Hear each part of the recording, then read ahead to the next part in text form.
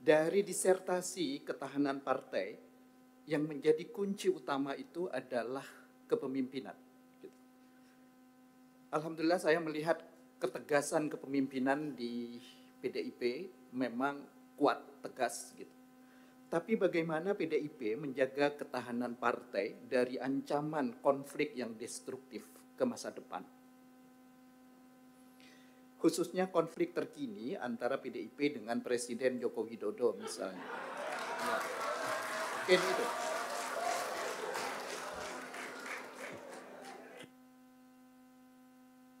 Baik, terima kasih. Mohon maaf, terima kasih. Yang terhormat Bapak Profesor Dr. Andus A. Hanif Zahagafur, Magister Sains. Izinkanlah saya menjawab pertanyaan Bapak sebagai berikut. Antara PD Perjuangan dan Ibu Mega dan Pak Jokowi dari penelitian ini sebenarnya tidak bisa dibandingkan. Karena nilainya berbeda.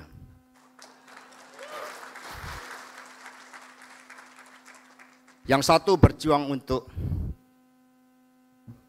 Indonesia Raya yang sejati-jatinya.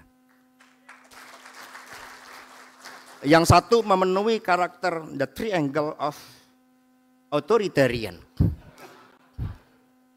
Sebagai contoh, the way of Machiavellianism. Ada 3 aspek yang diajarkan oleh Machiavelli. Yang pertama, jadilah orang munafik dan pembohong yang hebat.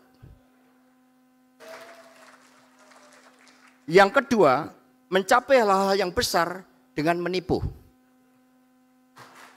Ini ada teorinya. Yang ketiga, tidak pernah kekurangan alasan yang syah untuk mengingkari janji-janjinya. Dan Ibu Mega selalu menanamkan kepada kami bahwa beliau masuk politik itu dengan berjanji kepada Bung Karno.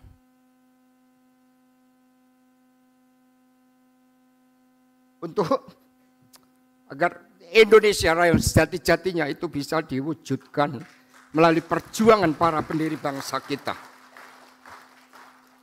Dengan demikian, dari teori ketahanan partai ini terbukti bahwa meskipun PDI itu luka-luka, karena memang yang dihadapkan adalah watak kekuasaan itu. Yang oleh Dr. Sukidi, beliau mengutip pernyataan Profesor Stephen Levitsky yang mengatakan bahwa abuse of power di lingkungan elit dilakukan melalui mekanisme terstruktur, sistematis dan masif, dan hal tersebut hanya bisa dilakukan oleh pembunuh demokrasi. Lalu dalam teori Hannah Arendt tentang the banality of evil ditegaskan mengapa ada orang yang bisa menjadi begitu kejam.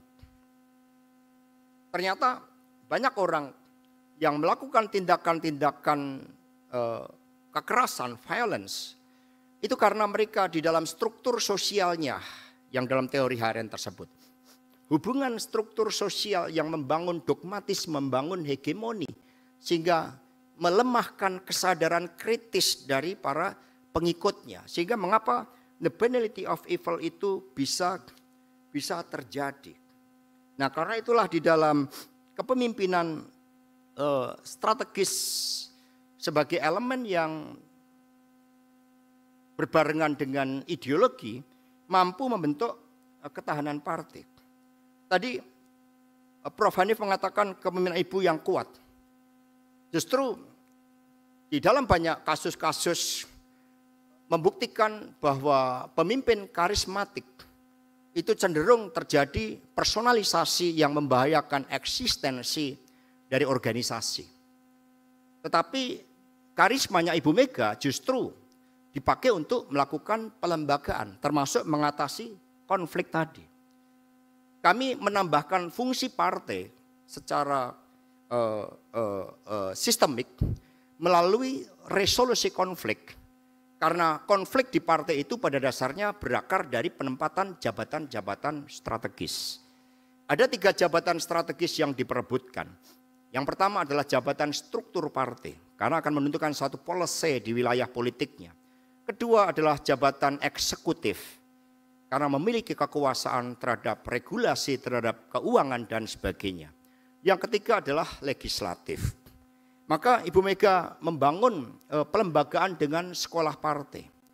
Dan di dalam sistem yang dibangun dikembangkan meritokrasi, yaitu melalui psikotes. Tolong ditayangkan psikotesnya. Jadi dalam psikotes ini setiap kader PD Perjuangan yang akan ditempatkan pada jabatan strategis melalui kerjasama dengan Himpunan Ahli Psikologi Indonesia, maka di situ diukur bagaimana personalitinya, bagaimana kemampuan di dalam manajemennya, strategic leadership-nya, bagaimana daya tahannya. Itu semua diukur di dalam aspek-aspek psikotes, ada skornya, sehingga ada gambar yang sederhana, sehingga nanti seseorang hanya bisa dilihat kapabilitasnya untuk mengisi jabatan strategis berdasarkan ini. Jadi semakin bintangnya ke warna biru, biru dalam pengertian yang ideal yang membangun visi, bukan biru yang lain, ini mencerminkan integritas yang tinggi, kepemimpinan, kemampuan manajerial, kemampuan intelektual, dan kemampuan mengatasi hambatan. Semakin ke merah, semakin harus dibina. Download Tribun X sekarang, menghadirkan lokal menjadi Indonesia.